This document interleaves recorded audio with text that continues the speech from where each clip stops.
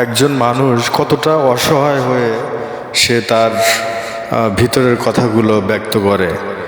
আমি আর কারোর কথা বলছি না, আমি বলছি 1 থেকে 12তম নিবন্ধনধারী যারা দীর্ঘদিন যাবৎ প্রহসনের শিকার হয়েছে।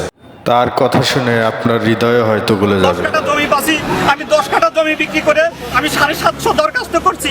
আমি 750 দরখাস্ত করার পরও আমি এ পর্যন্ত একটা চাকরি পাইনি। আমি বাংলাদেশের প্রত্যন্ত অঞ্চলে যতগুলো জায়গা আছে আমি সব জায়গাতেই দরখাস্ত করেছিলাম। তারপরেও আমি 750 দরখাস্ত করার পরও আমি এ পর্যন্ত একটা চাকরি পাইনি। আমি বাংলাদেশের প্রত্যন্ত অঞ্চলে যতগুলো জায়গা আছে আমি সব জায়গাতেই দরখাস্ত করেছিলাম। তারপরেও আমি আরেকজন আপু তার মনের জমানো ক্ষোভগুলো ব্যক্ত করছে। ক্যাসিনো খেলা খেলছি, এটাকে বলা যায় একটা লটারির মতো, বলা যায় জোয়ারদানের মতো।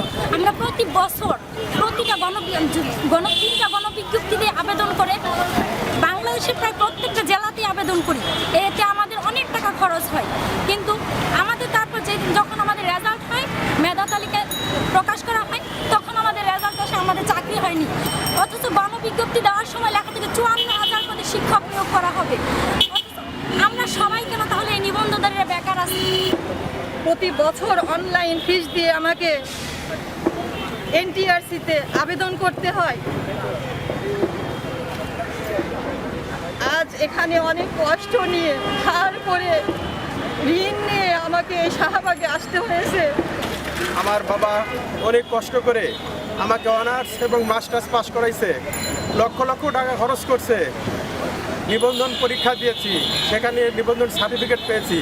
আশা ছিল কলেজে চাকরি করব, আমার অনেক শিক্ষার্থী থাকবে, আমি যা কিছু শিখছি সেগুলি তাদেরকে শিখাবো। কিন্তু ভাগ্যের এই নির্মম পরিহাস, এই এনটিআরসি এর ক্যাসিনো খেলার কারণে আমার সেই আশাটা পূর্ণ হইতেছে না।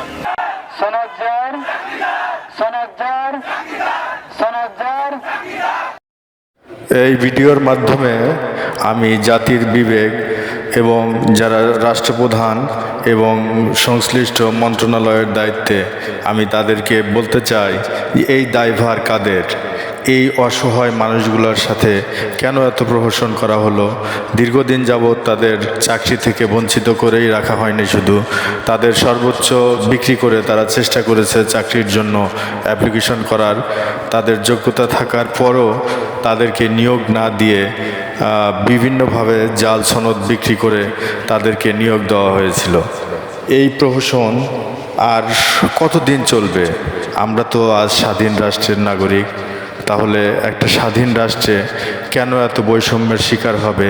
তাদের যোগ্যতা থাকার পরও কেন তাদেরকে চাকরি দেওয়া হবে না? আমি এই ভিডিওটির মাধ্যমে আমি সংশ্লিষ্ট সকল দায়িত্বশীলদেরকে বলবো, আপনারা এই অসহায় লোকদের মুখের দিকে তাকিয়ে তাদের সন্তান সন্ততি, তাদের পরিবার নিয়ে তারা যেন দুবেলা খেতে পারে, এর একটা ব্যবস্থা করার জন্য আপনাদের সদয় দৃষ্টি আকর্ষণ করছি।